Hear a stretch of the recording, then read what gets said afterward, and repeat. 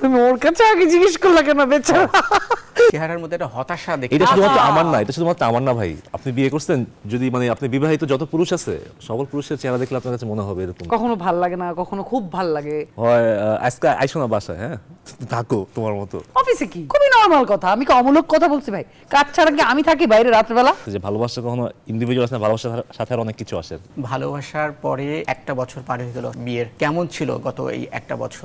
গত একটা বছর বিয়ের মিক্স ছিল, মানে যেটা হয় যে ধরেন আসলে একটা সংসার যেরকম হয়, সংসারে আপস এন্ড ডাউনস থাকে, বাট ওভারঅল যদি বলি যে টোটালটা মিলে কেমন ছিল, টোটাল মিলে খুব ভালোবাসাময় ছিল বলতে পারি। আর সুন্দর ছিল, ভালো ছিল। তো তুমি ওর কাছে আগে জিজ্ঞেস করলা কেন বেচারা? ভাই এদিকে শুরু করেন ভাই।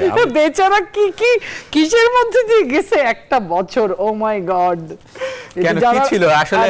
মৌসুমী হামিদকে কি একেবারে অসহ্য হয়ে গিয়েছিল কি? না, অসহ্য হয়ে যায় না আসলে, মানে যেটা হয় যে বিয়ের পরে সবকিছু অফিশিয়াল হয়ে যায়, তো যে অফিশিয়াল তখন মানে সংসারে যা থাকে ভালোবাসাটা অফিশিয়াল হয়ে যায়। ভালোবাসা শুধুমাত্র ভালোবাসা একা আসে না, অফিশিয়াল কোনো কিছু তো ভালো লাগে না, আর অনেক কিছু তো আসে সাথে সাথে। সো আর অনেক কিছুই তো অফিশিয়াল আসে। এখানে দেখছি আপনার একটু মন খারাপ বা হচ্ছে চেহারার মধ্যে একটা হতাশা দেখি। এটা শুধুমাত্র আমার না, এটা শুধুমাত্র আমার না ভাই। আপনি বিয়ে করছেন, যদি মানে আপনি বিবাহিত যত পুরুষ আছে সকল পুরুষের চেহারা দেখলে আপনার কাছে মনে হবে এরকম, যদি আপনি থাকেন না ওইরকম দেখতে পান আর কি। এটা শুধু আমার না। আসলে এই যে অভিযোগই বলবো যে কারণটা কি আসলে বিয়ের পরে আর বিয়ের আগের এই যে কারণ হচ্ছে যে আমার কাছে ডিরেক্ট অভিযোগ দেওয়ার সুযোগ নাই, তো এই জন্য ক্যামেরার সামনে আজকে না, এই জন্য ভাই ক্ল্যানের লোক পাইলি, কমিউনিটির লোক পাইলি অভিযোগগুলো দিয়ে দেওয়া শুরু করি আর কি। আপনার কেমন ছিল আসলে প্রথম বছরটা?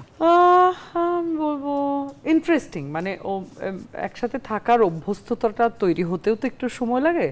তো মনে হয় ওই অভ্যস্ত হওয়ার এক ধরনের প্রক্রিয়ার ভিতরেই কখনো ভাল লাগে না, কখনো খুব ভাল লাগে।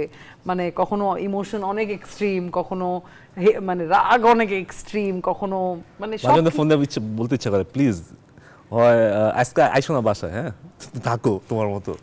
হ্যাঁ, এরকমও বলতে ইচ্ছে করে, এরকম হয়তো বলছিও যে বাসায় আসার দরকার নাই বা কিছু একটা। কারণটা আসলে কি, মানে কি কাজ করে আসলে এই কথাগুলো যখন? হ্যাঁ, তো বিয়ে হয়ে গেছে, রাত 11টার পরে বাইরে থাকবে কেন? বেটা মানুষ বাসায় চলে আসবে। অফিসে কি ফোন করছি, বলছি যে এখনো গল্প করতেছি, কাজ শেষ হয়ে গেছে ধরো 9টার সময়, তো বসে বসে আড্ডা মারছে। ঠিক আছে, তাহলে থাকো, আড্ডা মারো, আজকে আইসো না বাসায়। খুবই নর্মাল কথা, আমি কি অমূলক কথা বলছি ভাই? কাজ ছাড়া কি আমি থাকি বাইরে রাত্রেবেলা? রানা ভাই, তাহলে যদি একটু জানতে চাই, তাহলে বিয়ের আগের সময়টা আর বিয়ের পরের সময়টা দুইটাকে কিভাবে ব্যালেন্স করছেন? আসলে কেমন ছিল দুইটা পিরিয়ড?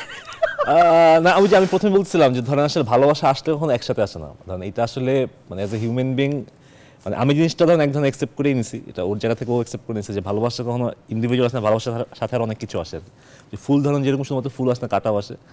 তো আসলে ওই দুইটা মিলাই তো লাইফ, তো দুইটাকে ধরেন ব্যালেন্স করে এক ধরনের চলাফেরা চলতেছে আর কি। বাট ওই যে আপনি যদি বলেন যে নির্যাসটা আসলে কীরকম, নির্যাসটাকে ভালোবাসা মানে নাকি নির্যাসটা আসলে দুঃখ, এবং নির্যাসটা আসলে ভালোবাসা নয়।